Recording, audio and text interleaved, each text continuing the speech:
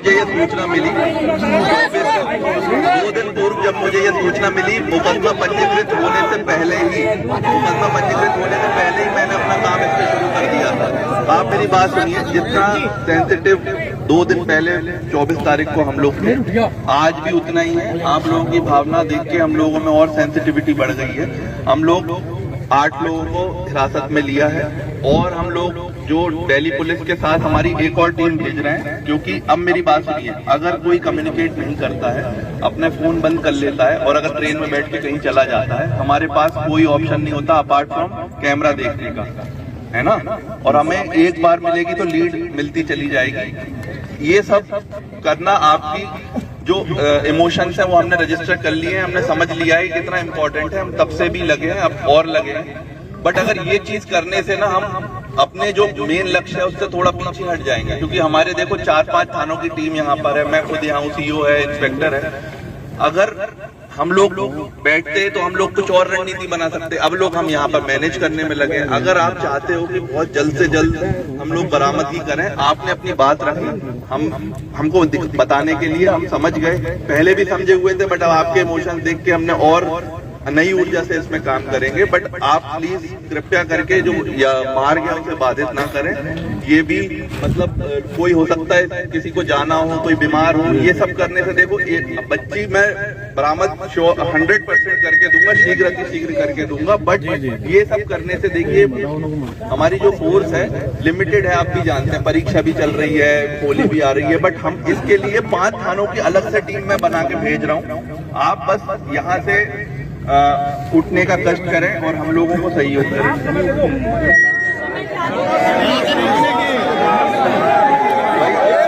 ऐसा है ना,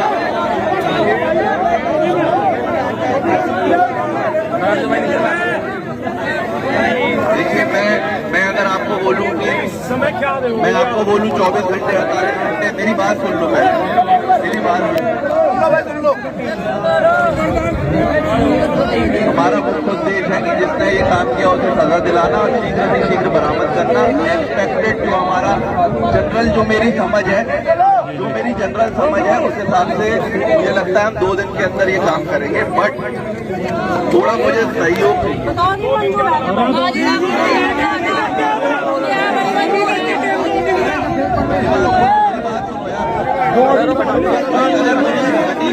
तो 4 घंटे में भी काम हो जाएगा। आप बात समझिए ना, आप ऐसा मत करिए।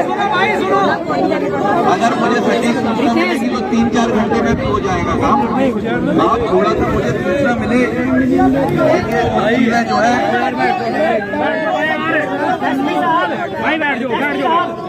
हम आपके 2 दिन आएंगे, लेकिन हर रोज में पता लगा आज क्या कर दिया, आज उसका तोड़ दो।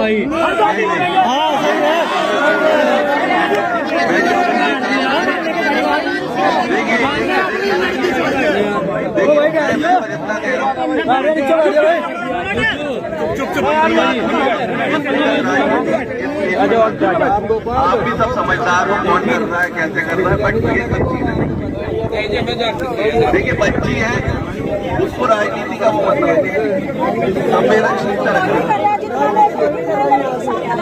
कौन राजनीति कर रहा है सर यहाँ पे? उसके साथ ही थोड़ा ही कौन व्यक्ति राजनीति कर रहा है? इतना लेट मिलेगी, इतना ही कौन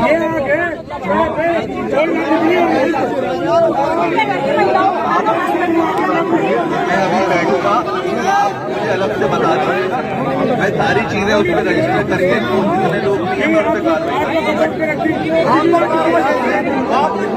प्लीज कृपया करके यहाँ से उठ जाइए। मैं यहाँ पे काम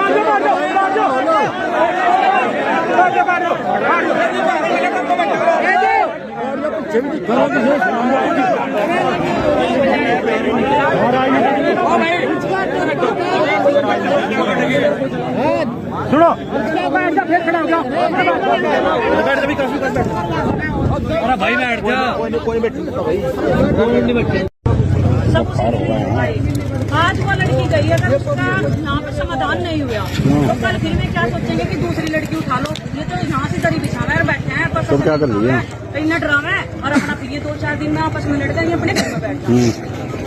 तो ये बात तो पति भी नहीं होनी चाहिए। दूसरी है भाई जब तक लड़की नहीं मिल जाती तब तक देखो मैं तो अपना यहाँ बैठेगी दरी बिछा कर इस भाई को इसमें संगत ठेड़े वाले दस का लग गया होगा दूध का पैर डॉक्टर की तरह कर दूध कितनी बिका हुआ है और जिसे जाना चाहे वो जा सके किसी के ऊपर कोई भी दबाव नहीं है। शाम लड़की का दिया जाएगा किसी नेता का नहीं। हाँ भाई पैर ऊपर करके किससे कमर से 10 के पैर ऊपर करके कोई साथ 10 का धक्का लग जाओ 100 की हो गया लड़की के लिए आ रहे किसी का साथ नहीं। आप भाई आपका धन्यवाद। लड़की के लिए आए किसी नेता के लिए आए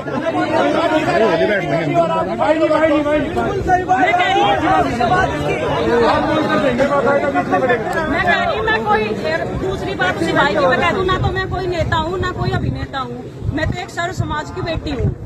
ठीक है आप लोगों की सर्व समाज की बेटी हूँ मैं। जैसा आप कहोगे वो निर्णय भी मेरे लिए वही होगा क्योंकि ये मेरे बड़े हैं ताऊ जी हैं। लेकिन मेरा एक छोटा सा निर्णय ताऊ जी को है जिससे मुझे भी ठेस ना पहुंचे। मैं और श्रद्धा बहन ने तो ये कह दिया मैं इसकी बात से सहमत हूँ। मेरी भी यही बात है भाई मैं यहीं बैठी शाम तक। शाम के बाद अगर मतलब हमें यूँ लगा कि पुलिस हमारे लिए कुछ नहीं कर रही तो हम यहाँ बराबर में ही टेंट लगाओगे। जब तक वह लड़की नहीं आ जाती तो हम यहीं पे ही टेंट लगाओ बैठेंगे अपना घर बार छोड़कर हम उस लड़की के लिए आगे। ठीक है भाई मेरा ये है। वीडियो आपने देख ली है। समाज की व्यवस्था बहुत खराब हो रही है। समाज को एकजुट होना चाहिए और ऐसी व्यवस्थाओं को सब आपस में मिलजुल कर उसका समाधान करना चाहिए। और पुलिस प्रशासन से भी हम मांग करते हैं कि शांतिपूर्वक लड़की को वापस कर देनी चाहिए और माता पिता को लड़की सौंप देनी चाहिए। क्योंकि जिस बाप ने लड़की को पाला परवश करा और पढ़ाया लिखाया आज वो लड़की कहती है कि मैं बालिग हो गई हूँ और वो अपनी मर्जी से कहीं भी जा सके। भाई ये कानून हमारी समझ से मामला बाहर है। भाई 18 साल की लड़की बालिग हो रही इसका मतलब ये नहीं कि वो किसी भी जाति धर्म में चली जा या मान लो वहाँ से भाग के विवाह कर ले तो ये संस्कृति के खिलाफ है। भाई ऐसा नहीं होना चाहिए। बच्चों को समझना चाहिए, अपने माँ बाप की इज्जत का भी ख्याल करना चाहिए और अपने समाज की भी इज्जत का ख्याल करना चाहिए और सोच समझ के कदम उठाना चाहिए। अपनी माँ को बतावे, अपने भाई को बतावे। जो ऐसी व्यवस्था जो गांव संगा खेड़ा में जो हुई है ये बहुत ही ख़राब हुई। हम इसकी निंदा करते हैं। ऐसा बिल्कुल भी नहीं होना चाहिए क्योंकि समाज की बेटी समाज की होती है और इस सब की इज्जत एक समान होती है। सबके घर में बहन बेटियां होती है तो आज ये माहौल है तो कल क्या माहौल हो सकता है। इस बात का विचार करना चाहिए और सभी को एकजुट होकर इस मामले को सही निपटाना चाहिए। वीडियो को ज़्यादा से ज़्यादा शेयर करें और कमेंट लाइक करें क्योंकि और अपने बच्चों का भी ख्याल रखें। क्योंकि बता है कि जब आप अपने बच्चों का ख्याल रखोगे और जिम्मेदारी से उन्हें समझाओगे, उनके अंदर विचार प्रकट करोगे, घर में कौन आ रहा, क्यों आ रहा, क्या उसका उद्देश्य है, ये सब कुछ देख भाल के ही कदम उठाना चाहिए। अंधा होकर बिल्कुल भी काम नहीं करना चाहिए।